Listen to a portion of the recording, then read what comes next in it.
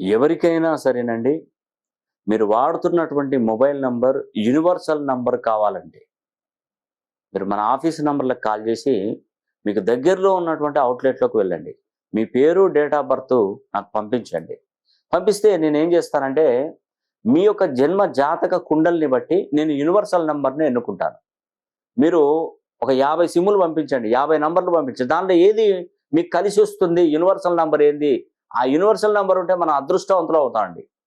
మనం ఎందుకంటే ప్రతి నిత్యం మనం ఫోన్‌తోనే పని. ఎవరితో మాట్లాడాలన్నా, డబ్బులు పంపించాలన్నా, డబ్బులు తీసుకోవాలన్నా, ఏదైనా బ్యాంక్ అకౌంట్‌కు లింక్ అయి ఉంటుంది. పాన్ కార్డ్‌కు లింక్ అయి ఉంటుంది. ఆధార్‌కు లింక్ అయి ఉంటుంది ఈ నంబరు.